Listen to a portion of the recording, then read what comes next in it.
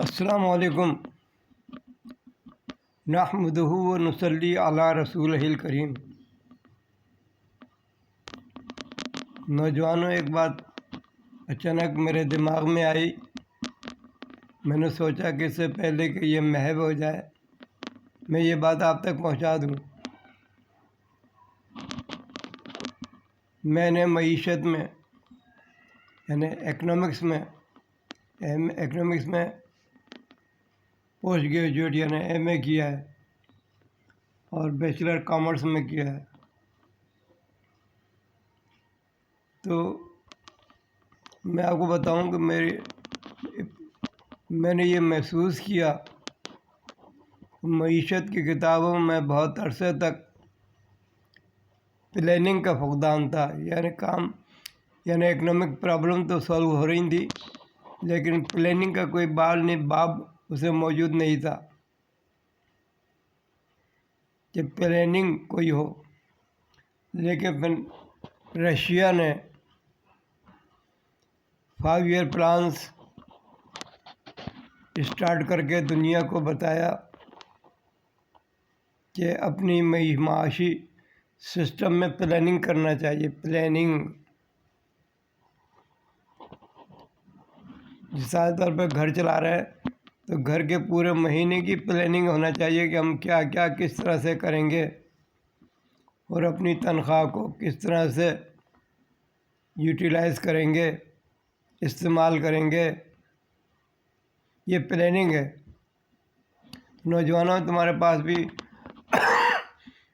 اپنی زندگی، جو آپ کی زندگی ہے، انسرٹن زندگی ہے لیکن جو نظر آ رہی ہے اور جو مستقبل آپ سوچ سکتے ہیں، آپ کی اپنی جو پہنچ ہے، آپ کی جو استطاعت ہے، وہی کریں گے نا آپ اسی چیز کے مکلف ہیں کہ آپ پلاننگ کر لیں کہ آپ 5 سال میں کیا کریں گے، سال بھر میں کیا کریں گے، 1 ہفتے میں کیا کریں گے، آج سارے دن کیا کریں گے۔ یہ پلاننگ کہلاتی ہے، پلاننگ، جس کو میں نے کہا تھا نظام الاوقات۔ آپ اس میں دیکھیں، بعض اوقات آدمی بڑی سوچ سمجھ کے اپنا قدم اٹھاتا ہے لیکن جب وہ منزل کے متعلق سوچتا ہے تو پتہ لگتا ہے کہ وہ تو کسی اور طرف نکل آیا۔ یعنی بہت سی ایسی باتیں پیدا ہو جاتی ہیں جس کا آپ نے سوچا بھی نہیں ہوتا۔ آپ کے عملی جو ریزلٹس ہیں، نتائج ہیں، وہ اس سے مختلف نکلتے ہیں جو کہ جس کو سوچ کر کے آپ نے عمل شروع کیا تھا۔ یہ بھی ایک پریکٹیکل بات ہے، عملی بات ہے۔ یہ بھی نوجوانوں دماغ میں رکھیں۔ آپ نے بہت کام کرنے ہیں تو پلاننگ کے ساتھ ساتھ آپ یہ سوچیں، اپنے اندر عادت ڈالیں کہ شاید جو کام میں کر رہا ہوں کہیں اس کے وہ اثرات مرتب نہ ہو سکیں جو میں سوچ رہا ہوں۔ یہ بھی دماغ میں رکھیں۔ آدمی جب ان چیزوں کا ایب اینڈ فلو، اونچ نیچ کا خیال رکھ کر کام کرتا ہے تو اس کا ذہن ایک پہلے سے تیار ہوتا ہے۔ خدا نخواستہ وہ راستہ اس کو نہیں ملتا تو پھر وہ کمر کس لیتا ہے اور دوبارہ شروع کر دیتا ہے اپنے راستے پہ۔ یہ ہے عقل کا تقاضا۔ عقل کا تقاضا یہ نہیں ہے کہ آپ بس مایوس ہو کے بیٹھ جائیں۔ مایوسی تو انسان کی سرشت میں ہے ہی نہیں۔ یہ جو زندگی ایک پارے کی طرح سے جھلمل جھلمل جھلمل، دماغ آپ کا پارے کی طرح کام کر رہا ہے۔ اس میں کروڑوں اربوں خیالات جنم لے رہے ہیں۔ اس میں سے کچھ خیالات پہ ہم عمل کر پاتے ہیں، کچھ خیالات پہ ہم سوچ پاتے ہیں۔ یہ دماغ اللہ تعالیٰ کا ایسا زبردست خزانہ ہے ہمارے پاس۔ اس کو جس قدر ہم یوٹیلائز کریں، اس میں کوئی کمی واقع نہیں ہوتی، بلکہ ہم تو اس کی عشیر بھی اس کا استعمال نہیں کر پاتے اور بوڑھے ہو جاتے ہیں۔ یہ دماغ آپ کے پاس ہے، اس کی طرف توجہ دلانا چاہ رہا ہوں کہ آپ اس کو اس طرح سے ٹرین کریں، اس طرح سے اس کی صلاحیتوں کو یوٹیلائز کریں، اس طرح سے سوچ و فکر کی عادت ڈالیں کہ آپ کو آپ کے دماغ میں نئی نئی باتیں ایوالو ہوں، پیدا ہوں۔ ایوالو کا لفظ انگریزی میں ہے، اب اردو میں کوشش کرتا ہوں کہ بتا سکوں کہ بات یہ ہے کہ بات تعلیم کی آ گئی کہ ہم نے انگریزی جو کچھ پڑھی ہے اپنے زندگی میں، اور جو آج کل لوگ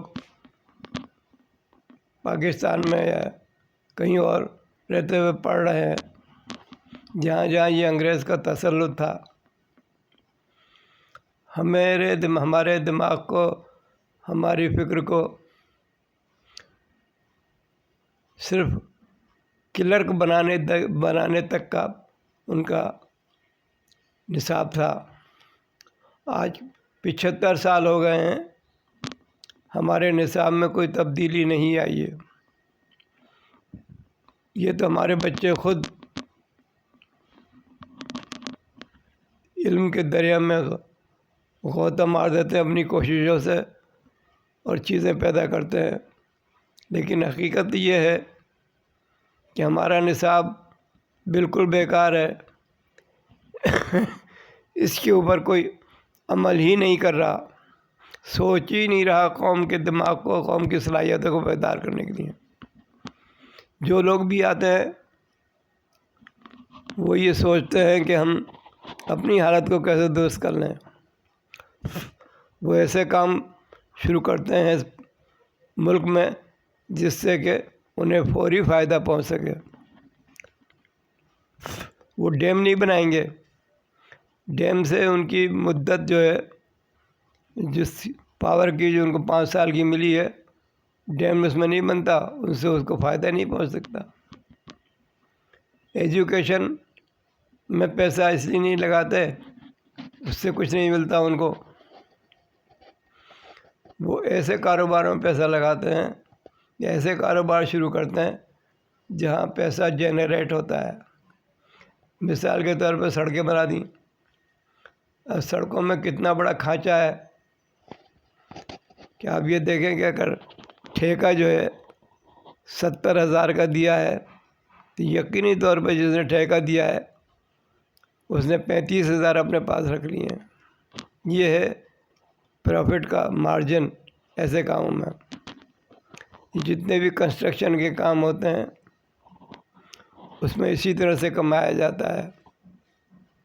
اب میں اس وقت کوئی مذہبی باتیں کرنے نہیں چلا ہوں، میں اپنے ملک کی حالت زار بتا رہا ہوں، کہاں پہنچے ہیں 70 سال میں، 75 سال میں۔ ہماری کوئی قلب بھی سیدھی نہیں ہے، ہر جگہ بگاڑے۔ ہمارے نوجوان بالکل پریشان ہیں، وہ دیکھ رہے ہیں یہ کیا ہو رہا ہے، یہ کیا ہو رہا ہے، اچھائی کی طرف ہم کیوں نہیں جا رہے، یہ برائیاں ہر طرف سے جنم کیوں لے رہی ہیں۔ اصل میں یہ ساری خرابی انگریز نے یہاں پیدا کی، جس نے جاگیرداری سسٹم ایجاد کیا، لوگوں کو، اپنے مخبروں کو، جو ان کو فائدہ پہنچا سکتے ہیں ان کو جاگیریں دیں۔ آج پاکستان میں جو بڑے بڑے جاگیردار نظر آ رہے ہیں سب انگریز کے بنائے ہوئے ہیں۔ یہ پہلے کیا تھے؟ کچھ بھی نہیں تھے۔ اسی طرح سے پاکستان بننے کے بعد میں اچھے لوگ نہیں رہے، اچھے لوگ جلدی سے چلے گئے، تو پھر یہاں پر مخصوص قسم کے ٹولے نے اپنا قبضہ جما لیا، اور جب سے وہی لوگ پوری قوم کو لے کے چل رہے ہیں، جہاں فوری فائدے کی باتیں کی جاتی ہیں کوئی بھی کنسٹرکٹیو کام پاکستان میں نہیں ہوتا، اور آج کل کے حالات سے یہ پتہ لگا ہے کہ پاکستان میں ایسے کام ہوتے ہی نہیں ہیں جس سے کہ قوم کو پورا فائدہ پہنچ سکے۔ اب یہ سیاسی باتوں کے میں چاہتا نہیں تھا کرنا، لیکن وہ بات آ گئی پلاننگ پر، تو پلاننگ ہماری ہونا چاہیے، چاہے اب وہ حکومت یا دوسرے لوگ کچھ بھی کرتے رہیں، لیکن اپنی ذاتی لیول میں اپنے پلاننگ سے چلنا ہے، نظام الاوقات سے چلنا ہے۔ انشاءاللہ تعالیٰ جب نوجوان اپنے طور پہ فیصلہ کر لیں گے، جیسا کہ ابھی حال ہی میں آپ نے محسوس کیا کہ نوجوان جب نکل پڑے اپنی رائے دینے کے لیے، تو اس پاکستان کی تاریخ میں ایسا منظر کبھی نہیں دیکھا گیا۔ یہ آپ کو ایک گائیڈ لائن ہے کہ آپ جب کوشش کریں گے اور صحیح طور پر اس طرف بڑھیں گے تو انشاءاللہ تعالیٰ ایسی باتیں ہوں گی آپ سے کہ دنیا آپ کو اشش کر کے رہ جائے گی۔ ہمارے ملک میں بڑا پوٹینشیل ہے بحیثیت نوجوانوں کے۔ اب اس نوجوانوں کو ہی میں یہ بات کہنا چاہ رہا ہوں کہ آپ اپنی زندگی میں پلاننگ سے کام کریں، پلاننگ بہت ضروری ہے۔ اپنی اوقات کو جب آپ پلاننگ کے اندر میں لے آئیں گے، دیکھیں چائنا نے بھی پلاننگ کر کے اپنے ملک کو کہاں لے آیا۔ آپ پلاننگ کر کے اپنے گھروں کو ٹھیک کر لیں، یہاں سے ہی آپ کو عادت بنے گی۔ آپ پلاننگ کر کے اپنے محلے کو ٹھیک کر لیں، یہاں سے آپ کو احساس ہوگا۔ آپ پلاننگ کر کے اپنے شہر کو ٹھیک کر لیں، ایک کندھے سے کندھا ملائیں، کام کریں۔ اب بہت سے لوگ تو اسی اس پہ رہتے ہیں کہ گورنمنٹ کرے، ارے ہم اپنے طور پر بھی ہم نے دیکھا بہت سی جگہوں پر رہنے والے خود اپنے طور پر کوشش کر کے اپنے علاقے کی چیزوں کو ٹھیک کر لیتے ہیں۔ تو اس انتظار میں نہ بیٹھیں کہ اوپر سے کوئی کام ہوگا یا یہ نمائندے بنے یہ کوئی کام کریں گے۔ بہرحال یہ نمائندے بھی جیسے ہی بنے زیادہ تر اب یہ سوچ لیں ایسے نظام کے پرورتا ہے، ایسے نظام سے نکلے ہیں جس میں ذاتی فائدے کی بڑی ترکیبیں موجود ہیں، تو ان کی طرف توجہ نہیں کریں، وہ اپنی طرف توجہ کریں، اپنے طور پر پلاننگ کریں، گھر سے پلاننگ کی ابتدا کریں، محلے سے پلاننگ کی ابتدا کریں، پھر اس کے بعد میں آبادی کے اعتبار سے پلاننگ کریں، کوشش کریں کہ وہاں زیادہ اچھائیاں پیدا ہوں۔ سمجھ صاحب بڑے آسان طریقے سے لوگوں میں بات چلائیں، لوگوں کو بات بتائیں اور اپنی ارد گرد کے ماحول کو خوبصورت بنائیں۔ یہ ایک بڑا کام ہے کہ آپ اپنے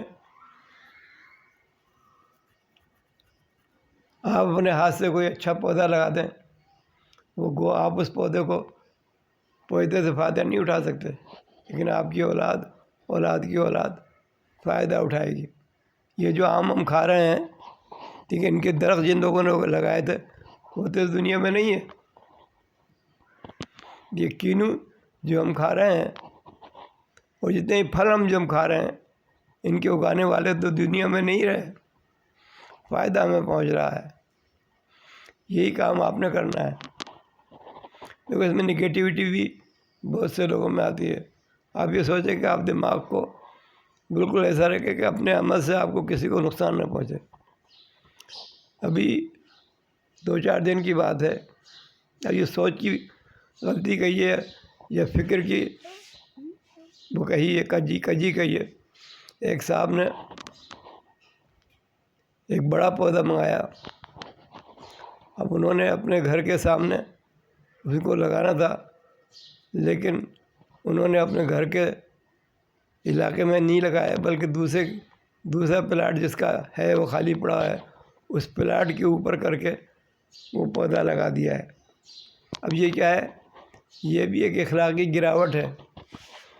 انہیں اپنے ہی علاقے میں، اپنے ہی گھر کے ایریے میں 200 گز کا پلاٹ ہے، تو وہاں لائن لگی ہوئی ہے، اسی لائن میں آگے کھدوا کر کے وہ درخت لگوانا چاہیے تھا، لیکن انہوں نے نہیں لگایا۔ انہوں نے 1.5 فٹ 2 فٹ دوسرے کی زمین میں وہ درخت اگا دیا ہے۔ اب یہی چیزیں جو ہے نا آگے برائی کو جنم دیتی ہیں۔ اب یعنی یہ جس شخص نے لگایا وہ بھی اچھی خاصی عمر کا آدمی ہے، لیکن کیونکہ ذہن نہیں بنا ہوا، یہی تعلیم حاصل کی ہوئی ہے کہ بس جو ملتا ہے لے لو، جتنا دبا سکتے ہو دبا لو۔ تو یہ 1.5 فٹ 2 فٹ کی زمین جو ہتھیانے کی کوشش کر رہے ہیں، اس سے کیا فائدہ ہوگا؟ ان کو کوئی فائدہ نہیں ہوگا، عاقبت بھی خراب ہے اور ماحول بھی خراب ہوگا۔ جب وہ شخص اپنا مکان بنانے آئے گا تو پھر جھگڑا ہوگا، لیکن یہ کوئی نہیں سوچتا۔ بہت سے لوگ اپنے مکان 2 منزلہ بناتے ہیں، میں نے عام طور پہ دیکھا کہ دوسری سائڈ جو دوسرے کے پلاٹ خالی پڑا ہے اس طرف کھڑکیاں کھول دیتے ہیں۔ اب یہ ایک بے قاعدہ بات ہے۔ آپ اپنے ایریے میں رہ کے اپنی بات کریں، اس طرح سے آپ یہ دیکھیں کہ اپنے لیے بھی ایک پریشانی کر رہے ہیں کہ جب وہاں مکان بنے گا تو آپ کو تو کھڑکی بند کرنا پڑے گی نا، پھر آپ کو ایک نیا کام کرنا پڑے گا، اور وہ یہ کہ آپ بلاک لگا کے کچھ بند کریں گے اسے، یا وہ برار والا خود ہی بند کر دے گا، تو پھر آپ کی اس جگہ کی کیا خوبصورتی رہے گی؟ یہ سوچنے کی بات ہے۔ اصل میں کر رہا تھا پلاننگ کی بات، یہ بات پلاننگ کی ہے جو میں کر رہا ہوں کہ اپنی سوچ و فکر میں پلاننگ پیدا کریں۔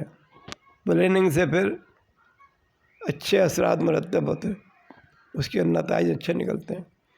آج کی بات اسی بات پہ میں ختم کرتا ہوں کہ آپ اپنے کاموں کو پلینڈ وے میں، بالکل پلاننگ کر کے آپ باقاعدہ طور پر ان کا پورا وہ بنا لیں نظام۔ اتنے وقت میں اتنا کام ہوگا، اتنے وقت میں اتنا کام ہوگا، اتنے وقت میں اتنا کام ہوگا۔ گھر میں 1 ہفتے میں اتنا خرچہ ہوگا، 15 دن میں اتنا خرچہ ہوگا، گھر میں یہ چیزیں آئیں گی، ان چیزوں کو آنے کی ضرورت ہوگی۔ اب یہ چیز آپ جب اپنے گھر سے شروع کریں گے تو پھر آگے بھی آپ کو پلاننگ کی عادت پڑے گی۔ بس پلاننگ کے عنوان سے میں بات ختم کر رہا ہوں۔ ہم نوجوانوں کو پلاننگ سے کام کرنا ہے۔ بگ ٹوٹ کہتے ہیں اردو میں، کہ جس کی لگام ٹوٹ جاتی ہے نا، جس گھوڑے کی، جس بیل کی، تو وہ اپنی مرضی سے ادھر ادھر چلتا رہتا ہے۔ بگ من لگام ٹوٹ گئی، تو بگ ٹوٹ والی بات نہ ہو، کبھی ادھر کی کبھی ادھر کی، بلکہ بالکل لگام کے ساتھ، پلاننگ کے ساتھ آپ اپنے اعمال کو درست کریں، درست سمت میں ڈالیں، اچھا سوچیں، دوسرے کے حقوق کی حفاظت کریں، آپ کے حقوق خود محفوظ ہو جائیں گے۔ دوسرے کی زمینوں میں 1 فٹ 2 فٹ زمین ہتھیانے کی کوشش نہیں کریں، اسی چیز نے انسان کو تباہ کیا ہے۔ اللہ حافظ، السلام علیکم۔